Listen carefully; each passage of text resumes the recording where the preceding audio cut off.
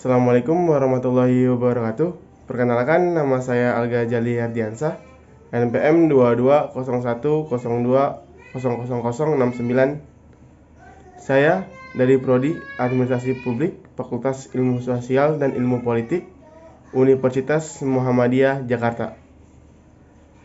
Video ini dibuat dalam rangka untuk memenuhi nilai ujian akhir semester mata kuliah Ilmu Politik yang dibimbing oleh Ibu dosen Dr. Endang Sulastri MSI. Baik, pada kesempatan kali ini saya mendapatkan judul Mahkamah Konstitusi. Di sini saya akan menerangkan apa itu Mahkamah Konstitusi, fungsi, tugas, dan jajaran anggota-anggotanya. Baik, tanpa berlama-lama, mari kita langsung saja lanjut ke pembahasannya. Baik, materi pertama saya akan menjelaskan apa itu lembaga konstitusi. Lembaga konstitusi merupakan salah satu lembaga negara yang melakukan kekuasaan kehakiman yang merdeka untuk menyelenggarakan peradilan guna menegakkan hukum dan keadilan. Hal tersebut tertera dalam pasal 24 ayat 2 Undang-Undang Dasar NRI 1945. Adapun visi dari Mahkamah Konstitusi adalah untuk menegakkan konstitusi dalam rangka mewujudkan cita-cita negara hukum dan demokrasi demi kehidupan kebangsaan dan kenegaraan yang bermartabat.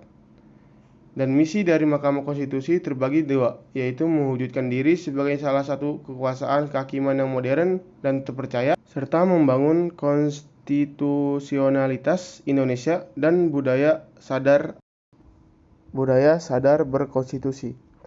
Baik, selanjutnya yaitu tugas MK. Menurut Undang-Undang Dasar 1945 pasal 24C ayat 1 dan 2, yaitu pertama, mengadili pada tingkat pertama dan terakhir yang putusannya bersifat final untuk menguji undang-undang terhadap undang-undang dasar. Yang kedua, memutuskan sengketa kewenangan lembaga negara yang kewenangannya diberikan oleh undang-undang dasar. Yang ketiga, memutuskan pembubaran partai politik. Yang keempat, memutuskan perselisihan tentang hasil pemilu. Yang kelima, memberikan putusan atas pendapat DPR mengenai dugaan pelanggaran oleh presiden atau wakil presiden menurut Undang-Undang Dasar. Baik, selanjutnya yaitu fungsi Mahkamah Konstitusi. Mahkamah Konstitusi mempunyai fungsi sebagai penjaga konstitusi, the guardian of the constitution, pengawalan demokrasi, the guardian of the democracy, dan penafsiran konstitusi, drafter of the constitution. Fungsi utama dari Mahkamah Konstitusi yaitu fungsi pertama, sebagai penafsir konstitusi. Apa sih yang disebut penafsir konstitusi? Penafsir konstitusi tak lain merupakan sebuah aturan hukum, sehingga konstitusi merupakan wilayah kerja seorang hakim. Hakim Mahkamah Konstitusi dalam menjalankan kewenangannya dapat melakukan penafsiran terhadap konstitusi. Hakim dapat menjelaskan makna, kandungan, kata, atau kalimat, menyempurnakan atau melengkapi, bahkan membatalkan sebuah undang-undang jika dianggap bertentangan dengan konstitusi itu sendiri. Yang kedua yaitu sebagai penjaga hak asasi manusia. Konstitusi sebagai dokumen yang berisi perlindungan hak asasi manusia merupakan dokumen yang harus dihormati. Konstitusi menjamin hak-hak tertentu memiliki rakyat. Apabila legislatif maupun eksekutif secara inkonstitusional telah mencederai konstitusi, maka Mahkamah Konstitusi dapat berperan memecahkan masalah tersebut. Yang ketiga yaitu sebagai pengawal konstitusi. Istilah penjaga konstitusi tercatat dalam penjelasan Undang-Undang Nomor 24 Tahun 2003 tentang Mahkamah Konstitusi yang biasa disebut dengan the guardian of constitution. Menjaga konstitusi dengan kesadaran hebat yang menggunakan kecerdasan, kreativitas, dan wawasan ilmu yang luas, serta kearifan yang tinggi sebagai seorang negarawan. Yang terakhir yaitu yang keempat, sebagai penegak demokrasi. Indonesia merupakan negara demokrasi. Demokrasi ditegakkan melalui penyelenggaraan pemilu yang berlaku jujur dan adil.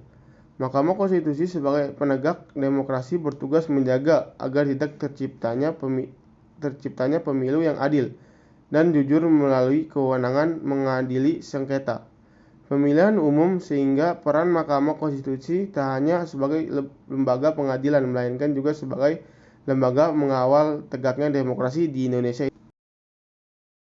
Selanjutnya yaitu anggota-anggota Hakim Konstitusi. Anggota-anggota Hakim Konstitusi adalah jabatan yang menjalankan wewenang Mahkamah Konstitusi sebagai salah satu pelaku kekuasaan kehakiman. Jabatan Hakim Konstitusi berjumlah 9 orang dan merupakan pejabat negara yang ditetapkan oleh Presiden dan Hakim Konstitusi. Hakim Konstitusi diajukan masing-masing 3 orang oleh Mahkamah Agung, 3 orang dari Dewan Perwakilan Rakyat, dan 3 orang oleh Presiden. Masa jabatan Hakim Konstitusi adalah 5 tahun dan dapat dipilih kembali untuk 1 kali masa jabatan berikutnya. Berikut adalah anggota-anggota yang menjabat di Mahkamah Konstitusi pada periode sekarang. Yang pertama yaitu Prof. Dr. Anwar Usman, SH dan MH sebagai Ketua Mahkamah Konstitusi pada periode sekarang. Berikut jajarannya yang beranggotakan 9 orang. Tentu saja selain Hakim Konstitusi ada juga dengan Sekretaris Jenderal. Sekretaris Jenderal menjalankan tugas teknik administratif Mahkamah Konstitusi Republik Indonesia yang dibantu dengan panitera-panitera muda. Panitera muda 1 mempunyai tugas membantu panitera untuk melaksanakan tugas koordinasi pelaksanaan dalam administrasi dan perkara. Yang panitera muda 2 mempunyai tugas membentuk panitera untuk melaksanakan teknisi peradilan dalam kegiatan peradilan di Mahkamah Konstitusi. Dan yang ketiga, panitera muda 3 mempunyai tugas untuk melaksanakan tugas koordinasi pelaksanaan teknis dalam pemindahan pelayanan dokumen perkara. Berikutnya ialah kasus-kasus yang ditangani oleh Mahkamah Konstitusi, yaitu sengketa-sengketa tanah yang ada di Indonesia yang terjadi pada beberapa tahun yang lalu.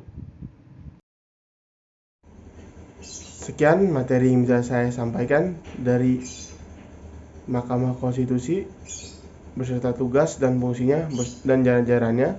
Kurang lebihnya saya mohon maaf apabila ada kata yang kurang berkenan dan kesalahan yang terjadi dalam video. Baik, terima kasih. Wassalamualaikum warahmatullahi wabarakatuh.